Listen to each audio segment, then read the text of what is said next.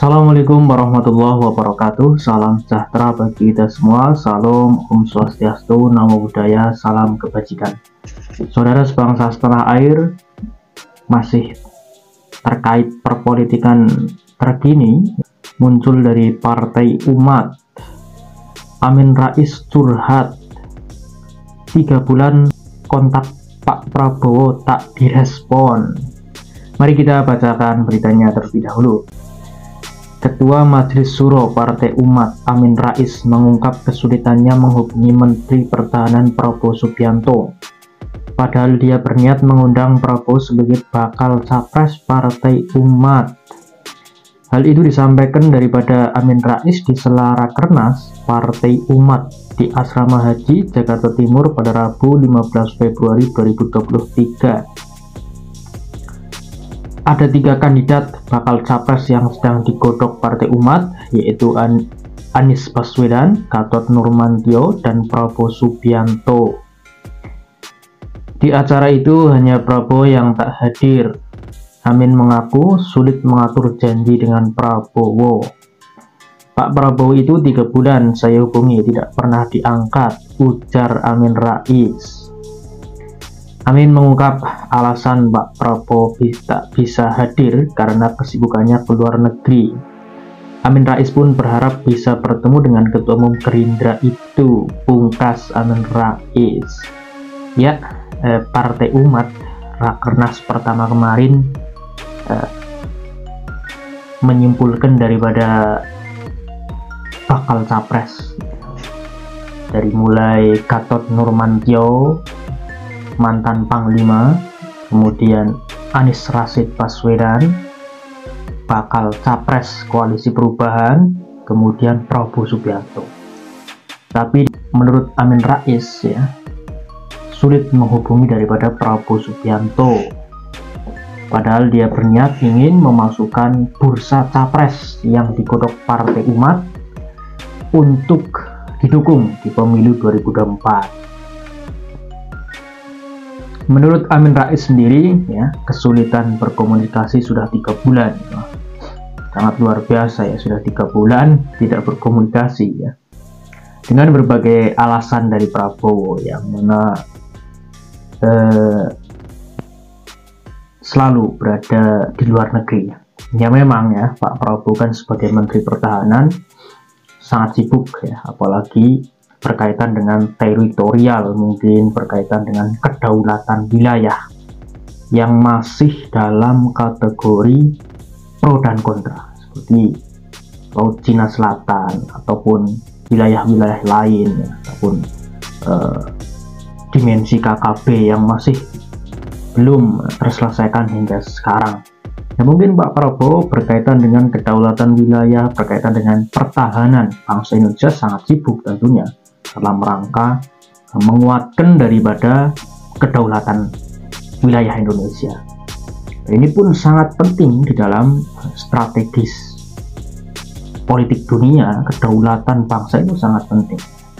Maka dari itu berkaitan dengan kesibukan Prabowo Subianto tidak bisa dihubungi oleh Mbah Amin ini, juga Mbah Amin perlu daripada menyadari bahwa memang Pak Prabowo sangat sibuk di dalam akhir-akhir masa jabatan beliau sebagai menteri.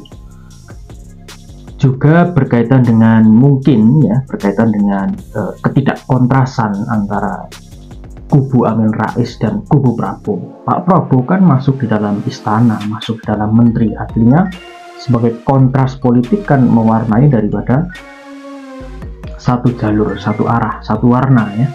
Artinya kubu masuk dalam kategori kubu pemerintahan, berbeda dengan partai-partai lain yang oposisi ya, masuk Partai Umat, PKS, terus Demokrat.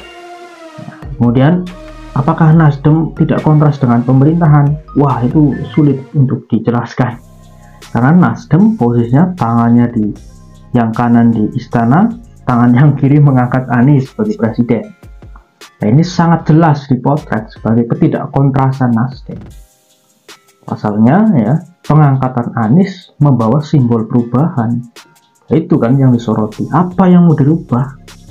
Masih berlanjut kok. masih di dalam proses akhir masa jabatan, menggodok daripada pembangunan di Indonesia, apa yang mau dirubah. Nah, itu kan yang disoroti oleh para politikus PDIP. Kenapa membawa jargon perubahan, padahal kan proses keberlanjutan pembangunan sedang dibangun. Nah, itu visi misi Nasdem ya, sehingga dipotret bahwa wah, Nasdem ini sudah tidak kontras dengan pemerintahan. Ya, kembali lagi kepada kesibukan Pak Prabowo, tentunya sangat sibuk ya, mungkin juga berkaitan dengan ketidakkontrasan di jalur pemerintahan maupun jalur oposisi kan itu. Ya, kemarin juga ya yang terpilih daripada capres itu adalah tentunya Anies Rashid Baswedan. Gatot Nurmantio, kata Pak Amin, ini belum bersemangat menjadi calon presiden. Namun kata Pak Gatot sendiri, ya, Gatot tidak terpikir menjadi cawapres. Nah, ini posisinya Pak Gatot sama ya, tidak punya partai, sama seperti Pak Anies Baswedan, ya, tidak punya partai, dilalah ada yang menyapreskan, ada yang mengusungnya, yaitu Partai Nasdem. Tapi di dalam etika politik yang sedang berkembang saat ini tentunya disoroti ya, dari mulai kubu Gerindra itu ya terus menggembur-gemburkan adanya utang piutang antara Prabowo, Sandiaga Uno, Anies Baswedan di kampanye ataupun di pertarungan Pilgub DKI 2017 lalu. Ya, kemudian juga etika politik yang disoroti oleh Gerindra maupun elit-elit politik lainnya berkaitan tentang pertemuan antara Mas Anies Baswedan dan Prabowo Subianto dalam rangka sebagai etika politik ya, dalam rangka berpamitan bahwasanya ya tidak bisa menghilangkan daripada jasa Prabowo yang mengangkat Anies Baswedan ke permukaan di Pilgub 2017 lalu. Dalam segi etika politik dan tradisi masyarakat Indonesia tentunya bahwa hal tersebut terus dimuliakan atau terus dimunculkan sebagai produk demokrasi yang baik, produk demokrasi yang mengakar kepada kultur dan tradisi bangsa. Ya, itu saja informasi terkini. Sekian, wassalamualaikum warahmatullahi wabarakatuh. Salam Pancasila.